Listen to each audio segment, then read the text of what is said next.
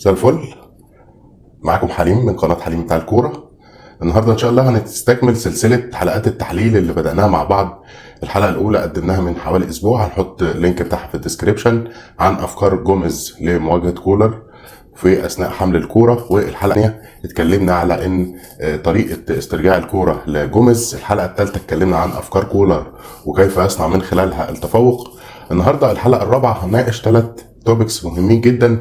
أول نقطة، الحالة الوحيدة التي يفوز بها جوميز في اللقاء. النقطة الثانية، هذا اللاعب يخاف منه كولر. والنقطة الثالثة، ايه هي الأسلحة التي تصنع الفارق في الأهلي وازاي نتصدى ليها، وايه هو التوقيت المثالي الذي يقتنص فيه الأهلي المباراة. يلا بينا نبدأ مع بعض ال3 موضوعات المهمة دي. لكن في البداية، لو حضرتك مش مشترك في القناة يا ريت تشترك، التفاعل بتاعك يهمنا جدا. كل لايك حضرتك بتعمله او كومنت بيزود انتشار القناة وبيزود انتشار المحتوى وبيرشحه للعديد من المهتمين بالكرة المصرية خاصة الزملكاوية. ويلا بينا نبدأ. هنتكلم في البداية عن تشكيل نادي الزمالك. في حراسة المرمى محمد صبحي، قلبين دفاع حمزة المسلوسي وحسام عبد المجيد، وعلى الطرفين باك ليفت من احد الباكين الجدد سواء بن تايج او محمد حمدي، وناحية اليمين عمر جابر، في المركز رقم 6 دونجا، وفي المركز رقم 8 عبد الله سعيد، وفي المركز رقم 10 ناصر ماهر. طرفي ملعب زيزو ناحية اليمين، مصطفى شلبي ناحية الشمال، وسنتر فيرود وحيد هو سيف الدين الجزيري. بالنسبة لتشكيل الأهلي، بيبدأ في تشكيل الأهلي محمد الشناوي في حراسة المرمى، قلبين دفاع رامي ربيعة وياسر إبراهيم. طرفي ملعب ناحية اليمين محمد هاني، وناحية الشمال يحيى عطية الله. في الرقم 6 مروان عطية، وفي الوسط المساند أكرم توفيق. في المركز 10 إمام عاشور، وطرفي ملعب حسين الشحات ناحية شمال الأهلي ويمين الزمالك، وبرسيتاو في الجبهة المقابلة. وسنتر فيرود وحيد هو وسام أبو علي. في بداية اللقاء هنجد ان كل مدير فني له افكار معينة بيعتنقها. يعني دايما بداية المباراة بالنسبة لجوميز مش متطابقة مع كولر، وده شفناه طبعا في لقائي الكاس والدوري السابقتين. جمعهم لقائين، فاز كولر في مواجهة، فاز جوميز في مواجهة. الافكار مرة تفوقت ومرة خسرت، سواء لهذا المدرب او لذاك المدرب. نبدأ في الكلام في البداية عن جوميز. جوميز يمكن عنده ميزة وعيب. الميزة ان هو بيعرف يعمل فكرة بشكل كويس قوي، هنشرحها دلوقتي. والعيب بتاعه انه لا يعتنق الا هذه الفكرة. تمام؟ فبالتالي اذا وصل لدرجة اتقان عالية من هذه الفكرة التي يعتنقها سيفوز بالمباراة. تمام؟ اما اذا لم يتقنها او فكر ان هو يلعب عليها افكار مضافة مش هيكسب اللقاء. عكس كولر راجل متنوع، بيفوز من خلال مرتدات، بيفوز من خلال ضغط، بيفوز من خلال استحواذ، بيفوز من خلال ترك الكورة، بيعمل كرات ثابتة، وبيلعب طبعا بشكل مفتوح. بيفوز بكل الوسائل والطرق. يمكن حللت عدد كبير من المباريات للأهلي علشان خاطر أتوصل إلى آلية عمل كولر مدرب متنوع، وبيساعده مع ده الاسكواد المتكامل بالنسبة للأهلي. وأهم كمان من جودة الأفراد في الأهلي هو درجة انسجام الأفراد مع بعض. هؤلاء المجموعة لعبت مع بعض عدد من المباريات كتير. نرجع لجوميز وعن الطريقة التي يتقنها والتي قد يصنع بها التفوق. هنجد ان جوميز هو مدرب مهووس جدا بفكرة الاستحواذ على الكرة وصناعة التمرير. الاستحواذ على الكرة وصناعة التمرير يكسب جوميز العديد من المميزات، تمام، ويفقده ايضا العديد من المميزات. لو هنتكلم عن المميزات المكتسبة، اول حاجة لما انا بستحوذ على الكرة وبنقلها في رجلي، انا كده بحمي المرمى بتاعي. المرمى بتاعي غير مهدد طالما الكرة في قدمي. دي اول نقطة. النقطة الثانية، لما بستحوذ وبمرر كتير انا بفضي مساحة في المناطق الخلفية عند الخصم بتاعي. يعني لو جوميز مستحوذ في تلك المنطقة، طبيعي ان الخطوط الخلفية للأهلي هتضغط عشان تحاول تستخلص الكرة وتسترجعها في هذا التلت. فلما دولت يتقدموا للأمام هيخلفوا مساحات وراهم. يعني لو محمد هاني تقدم، ربيعة، ياسر، عطية الله، هيخلفوا في خلفهم مساحات. فيقدر هنا جوميز او لاعبي جوميز ان هم يعملوا كرات طويلة في خطوط ظهر الاهلي اللي خلفها من وراءه للجناحين زيزو او شلبي او حتى الفرود السريع سيف الجزيري. تمام.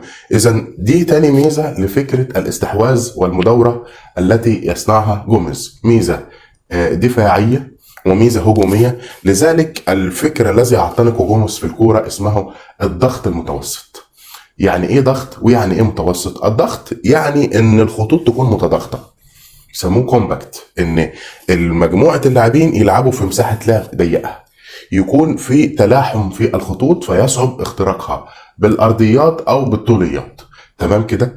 دي اول فكره عن كلمه كومباكت. اذا الفريق اللي بيدافع وبيدافع بضغط بس بيسموه الضغط المنخفض، الفريق اللي بيهاجم بيسموه بيضغط ضغط عالي او كومباكت عالي، والوسط بيسموه الضغط المتوسط لانه يميل الى الحيازه والتمرير والتدوير. تمام. دي كلمه ضغط. كلمه متوسط طبعا جايه من ان هو بيستحوذ على الثلث الاوسط من الملعب. في المباراتين السابقتين يمكن صادف ان كانت معركه الوسط مغايره تماما عن معركة الوسط القادمة في لقاء السوبر. يعني مثلا في الأهلي بدأ رقم 6 معاهم في مباراة الدوري، كان أو نبدأ بمباراة الكاس بقى على أساس إن هي كانت الأول. بدأ معاهم كريم ندفد في المركز 6، لعب معاه في الوسط المساند عمرو السولية، ولعب إمام عاشور. دول ثلاثي. تمام. في مباراة الدوري كرر فكرة كريم ندفد ومعاهم عمرو السولية، لكن كان غايب امام عاشور وقتها للاصابه، فدخل مكانه احمد حسن كوكا. دول ثلاثيات وسط ملعب الاهلي مفيش تقريبا مره لعبوا فيها شبه الثانيه. طب بالنسبه للزمالك في المباراتين السابقتين هنلاقي ان ثلاثي الوسط كان بشكل كبير متشابه. يعني كان في دونجا ثابت معانا، وكان في عبد الله السعيد في المركز رقم 8، وكان في احمد حمدي في المواجهتين في المركز 10. ناصر بدأ ناحية الشمال في مباراتي الأهلي. تمام. تحديدا مباراة الدوري لأن مباراة الكاس كان بيلعب فيها مصطفى شلبي. تمام. فبالتالي فكرة الاستحواذ هي فكرة تؤرق دايما جوميز وتهوز دايما جوميز، لكن في المقابل هي كانت ناجمة لضعف وسط الأهلي في المباراتين اللي احنا لعبنا فيهم السابقتين. تمام. طيب ماذا عن ثلاثية الأهلي في هذه المباراة؟ مروان عطية وأكرم توفيق وإمام عاشور، ثلاثية طبعا أقوى، متجانسة أكتر، لعبت مباريات حاسمة أكبر، عندها احتكاكات أعلى، على المستوى البدني أكثر يعني تفوق من الثلاثيات اللي ذكرتها قبل كده فيما يخص الأهلي. أما من ناحية الزمالك فكل اللي طرأ عليه هو أمر سلبي، وهو غياب طبعا أحمد حمدي، نتمنى له الشفاء العاجل. كيف سيتفوق جوميز أو سيطبق الفكرة التي يجيدها في هذا اللقاء؟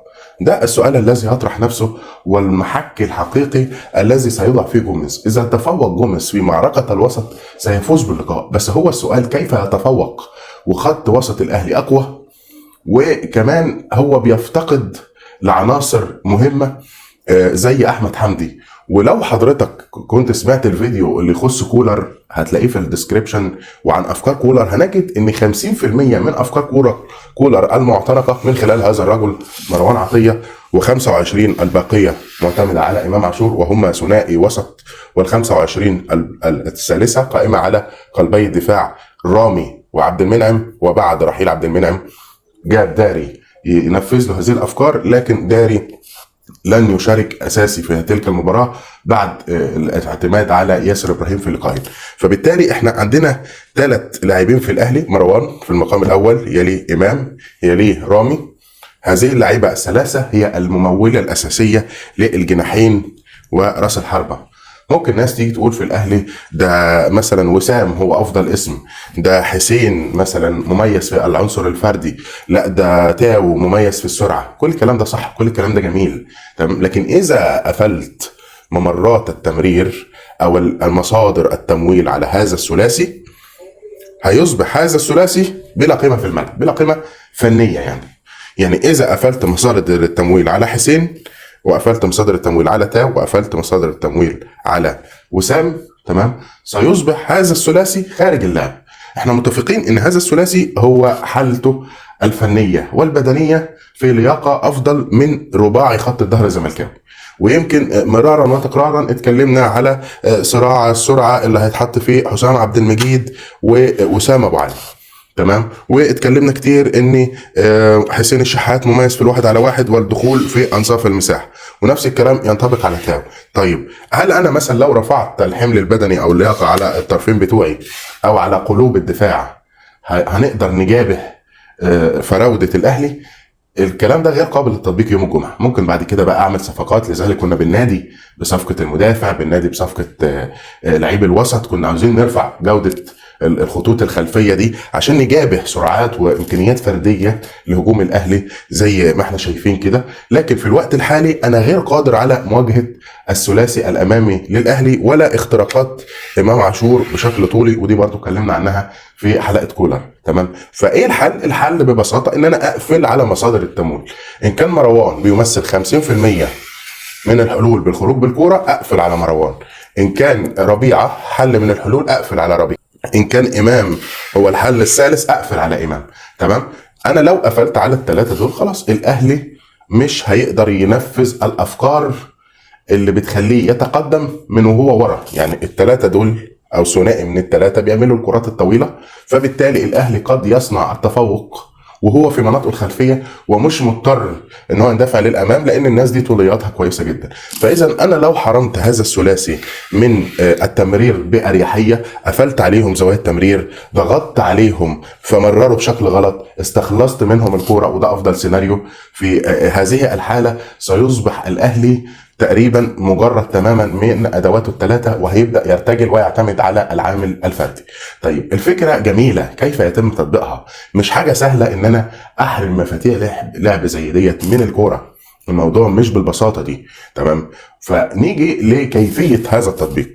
الامر ده فكرنا فيه مرارا وتكرارا. هل يا ترى ندخل زيزو في قلب الملعب مكان ناصر، وناصر مثلا نعوضه بلاعب زي مشلاك، فزيزو يكون مميز في وسط الملعب ويقدم الواجب الدفاعي مع ثنائيه الوسط؟ دي فكره.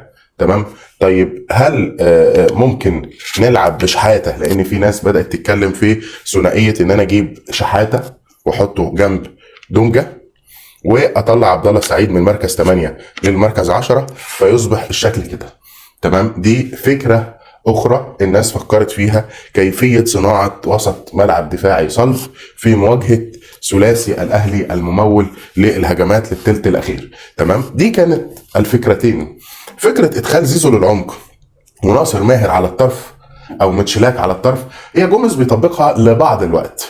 تمام. لكن ما يقدرش يطبقها في كل الوقت. يعني اوقات كتير بنشوف السويتش اللي بيحصل بين ناصر وبين زيزو والعكس، نشوف زيزو هو اللي بيطلع وناصر هو اللي بيدخل، مفيش ازمه تماما. ففكره السويتشنج يعني موجوده، وما بقاش فكره ان في لاعب بيبقى ماسك الخط بتاعه او ماسك المركز بتاعه طول ال 90 دقيقه. لازم يكون في تبادل للمراكز والا هيكون لاعب مقروء جدا ويسهل الغلق عليه بالشكل اللي احنا شايفينه ده. فلازم يكون في سويتش عشان يستهدف المسافه دي فيرجع المساك مكانه فيخلق مسافه جديده ممكن يتحرك فيها زميله. تمام كده. ففكره السويتش بين ناصر وبين زيزو موجوده، لكن هل هي هتقدم كل الحلول؟ قطعا لا، لان ناصر في الطرف او في العمق ما هوش مميز في الجوانب الدفاعيه، وخلينا نعترف ده تماما. يعني الفكره الثانيه فكره شحاته وجنبيه دونجا او دونجا وجنبيه شحاته. دي فكره يعني تبناها العديد من الزملكاويه وسمعنا عنها مؤخرا كده. طيب هل الفكره دي قابله فعلا للتطبيق وهل ممكن تحصل؟ يعني وانا حتى بحط الاواشيط ديت هي الشرحه نفسها. يعني حضرتك شايف المسافه بين دونجا وشحاته وعبد الله السعيد، يعني مسافه هي تقريبا احنا لو رسمنا دايره نص الملعب هنجد ان الدايره دي فاضيه من اي لاعب زملكاوي، في حين ان الدايره دي موجود فيها 2 اهلاويه على ال2 زملكاويه اللي احنا نزلناهم بشكل متاخر. الفكره ان انا انزل بقلبين دفاع بشكل متاخر كده ما هياش عيب وما هياش غلط، وفرق كتير بتعمل كده، واحنا تفوقنا على الاهلي كتير بالرسم الخططي ده، وكان معانا ساسي وطارق في مرحله من المراحل بينفذوا الفكر ده. لكن هو السؤال الذي يطرح نفسه، اذا ضغط الاهلي بكامل خطوطه وحطينا الثنائي ده على الثنائي ده فوق وضعيه 2 على 2 بالشكل اللي احنا شايفينه ده، واي تراجع لعبد الله هيصاحبه تقدم من مروان. تمام كده، يعني هتبقى واضحه جدا. السؤال بقى، اذا ضغط الاهلي بهذا الشكل، طبعا هو مش هيضغط من قدام بس، هو هيضغط من كل الخطوط. وزي ما اتكلمنا من شويه ان كولر مميز جدا في عمليه الكومباكت او في تضاغط الخطوط، او ان هو ازاي بيحافظ على خطوطه قريبه من بعضها في معظم توقيتات اللقاء.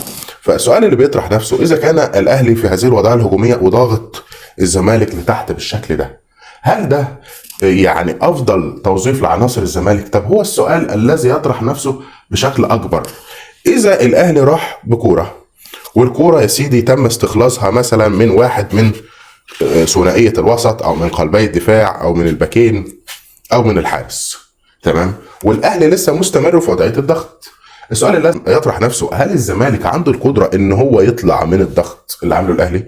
يعني هل هو عنده مثلا ممررين جيدين هيطلع بالكوره بالشكل ده كده، او هيقدر يطلع من هنا لهنا وهنا مثلا، يقدر يمرر في المسافه البينيه بين الثنائيه دي؟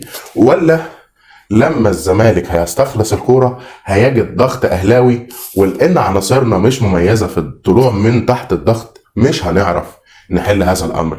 دي فكرة لازم ان احنا نفكر فيها.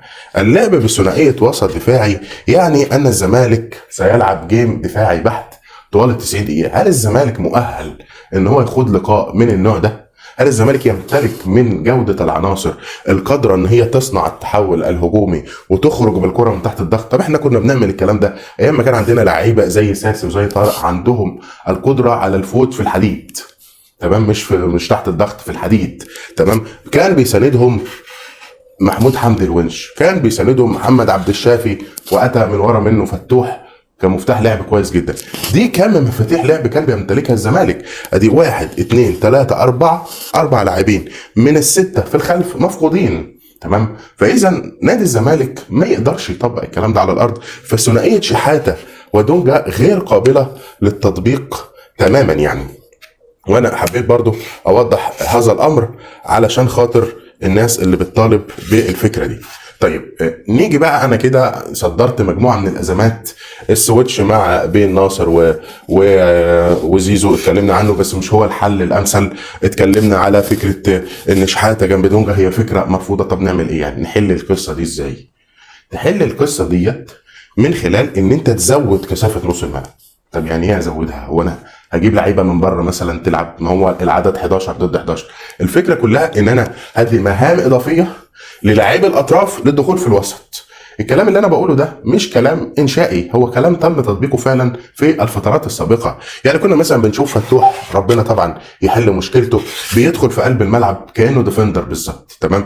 هو بيعمل كده ليه؟ عشان يعزز السيطره في وسط الملعب. كنا بنشوف شلبي بيقدم الوسط المساند من الهاف سبيس كده في الحته دي كده. يعني شلبي عمرك ما تلاقيه واقف في حته قدام كده وبيستقبل الكره من فوق، لا، لازم يستلم الكره من الحته دي ثم يصنع بها الارتجال او ان هو يفوت واحد على واحد او غيره، تمام. ادي دي فكره تانية. الباك دخل والجناح دخل العمق. عمر جابر كده كده عنده مرجعيه في دخول وسط الملعب.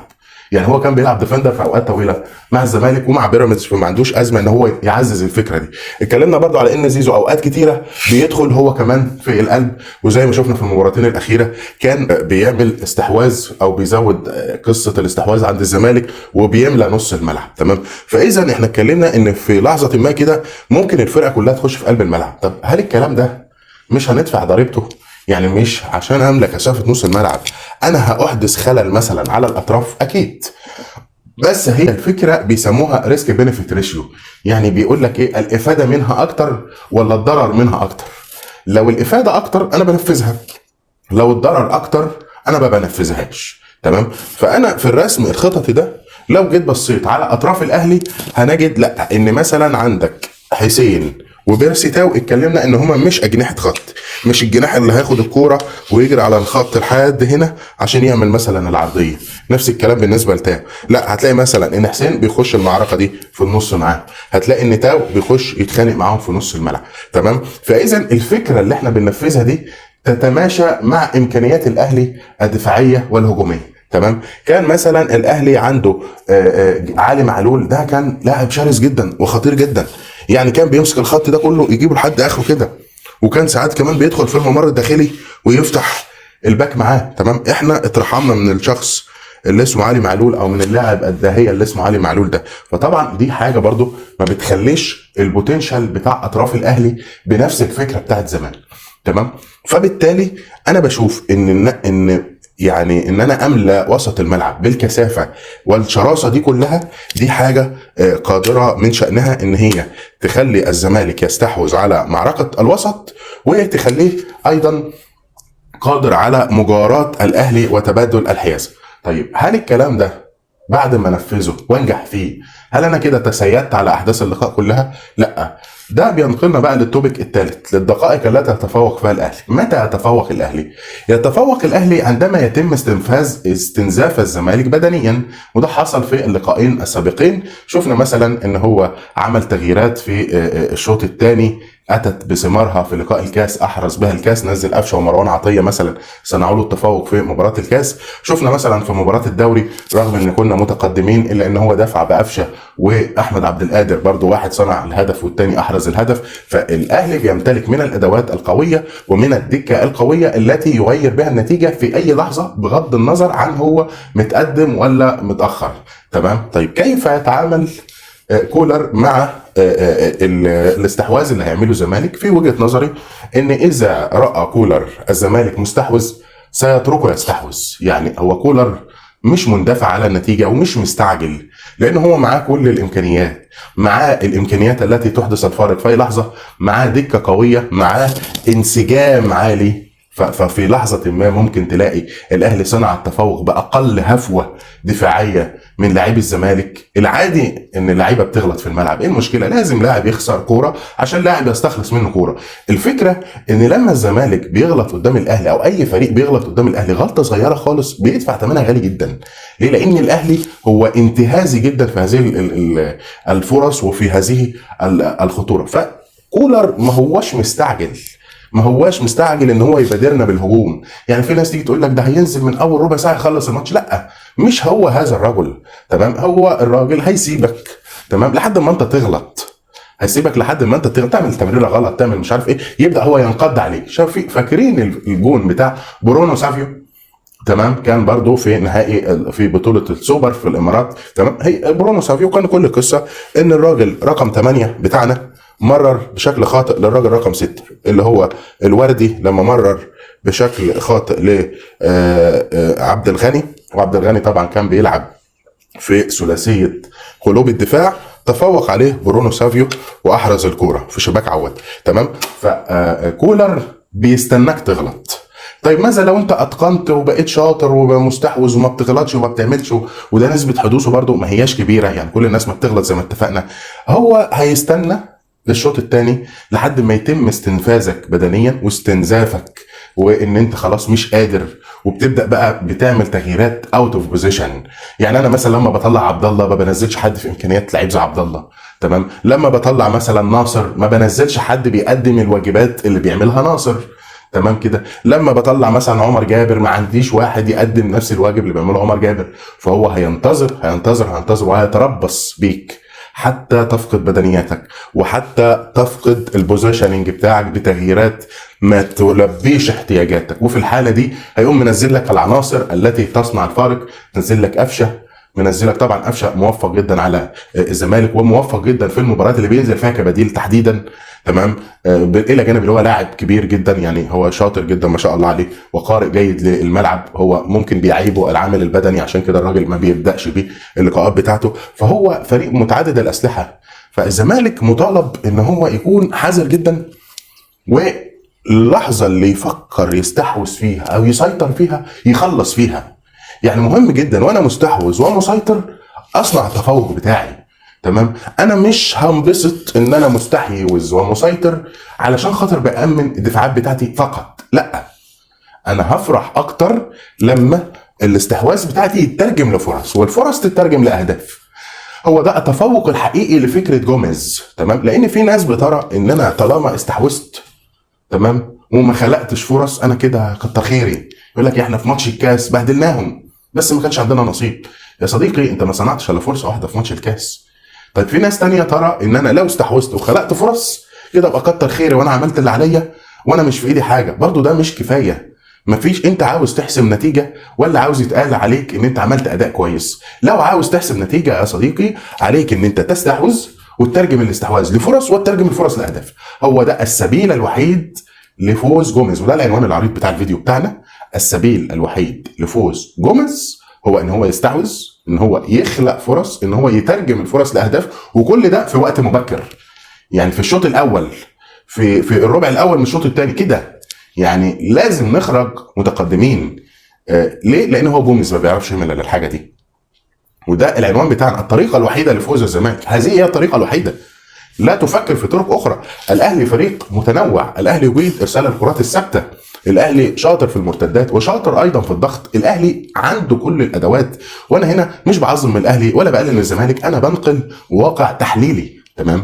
فعلى جوميز الحذر من سيناريوهات الاهلي، من اطاله كولر امامه، من ترك الكوره عليه ان هو يترجم الفرص لاهداف في اقرب وقت. كلنا شفنا الفرق بين مباراتي الكاس ومباراه الدوري. الفرق بين مباراه الكاس ومباراه الدوري حاجه بسيطه خالص، حاجه بسيطه. ان انا في الدوري طلعت متقدم 1-0، انما في ماتش الكاس طلعت الشوط الاول 0-0. هو ده الفرق. لما طلعت 1-0 قدرت الشوط الثاني ان انا اخد نفسي، وان انا اتراجع دفاعيا، وان انا يبقى عندي حاجه اخاف عليها وابكي عليها وامنها. تمام؟ الاهلي نزل وعمل، رجع علينا في النتيجه وبتاع، بس على ما رجع عليك في النتيجه كان استنزف بدنيا، فلما استنزف بدنيا انت اجهزت عليه في الدقيقه الاخيره. تمام؟ ده كان سيناريو الدوري، لكن سيناريو الكاس مختلف تماما. الشوط الاول انت خرجت 0-0 رغم ان انت كنت بتقدم نفس الاداء ونفس كل شيء، لكن انت خرجت 0-0. فكان ايه المطلوب منك؟ المطلوب منك ان انت تنزل الشوط الثاني تقدم نفس الضغط اللي كنت بتمارسه الشوط الاول، فده اجهز عليك بدنيا تماما. فالزمالك من الدقيقه 60 او 70 في ماتش الكاس ده ما كانش موجود في الملعب، كان شبح، كان اللعب تحس ان هو تعاوني بين الفريقين. لحد ما نزل تغييرات الاهلي احدثت الفرق، منهم مروان عطيه هذا الرجل الخطير اللي اتكلمنا عنه، ومنهم قفشه اللي برضه اتكلمنا عنه. دولت العناصر التي تصنع فارق لدى الاهلي. الزمالك ما عندوش. الزمالك هيبقى في دكته شيكابالا، مع كل الاحترام طبعا ليه، هو سنا كبير. عنده كونراد ميتشيلات لعيب سوبر، بس هيناسبك قوي وانت متقدم في النتيجه. يعني وانا متقدم اقدر انزل كونراد ده يخدمني، لكن وانا خسران مش هينزل يصنع لي الفارق. عندي عمر فرج على البنش، بروفايل محترم ومهاجم كويس، بس محتاج برضه يتم تمويله بالعديد من الكرات. تمام؟ فالقصه هتبقى مبنيه على صناع اللعب اكتر من سنتر فيرود، زي ما اتكلمنا كده ان ثلاثي الاهلي مبني على الممولين من وسط ملعبه. تمام كده؟ هيبقى عندك على الدكه عناصر دفاعيه مش هي اللي هتحدث الفارق الهجومي. فاذا تبنيت سياسه الاستحواذ عليك ان تضرب، وان تضرب بقوه، فان العاقبه واحده زي ما بيقولوا كده. لكن فكره استحواذ وتمرير بلا هدف، تمام، مش هتخدم نادي الزمالك. فكره برضو اعتناق افكار تدريبيه مختلفه، اصل انا مش عارف هلعب ب2-6 على الدايره، اصل انا مش عارف هلعب ب3 في خط الظهر، اصل انا مش عارف هلعب ب2 فراوده. الكلام ده كله بلح، ما ينفعش ان احنا نتكلم فيه ولا نعتنقه. الطريقه الوحيده للفوز على الاهلي ان انت تتقن ما تجيده. شكرا جزيلا لحسن الاستماع يا جماعه. هسيب لكم في الديسكريبشن الحلقات الثلاثه الاولانيه علشان خاطر الحلقه الرابعه تكون اوضح واوضح. متشكر جدا لتفاعلكم معانا، متشكر جدا ان انتم بتساعدونا ان القناه تكبر اكتر واكتر، وان شاء الله في لقاء قريب لمناقشه امور فنيه اخرى باذن الله. شكرا جزيلا.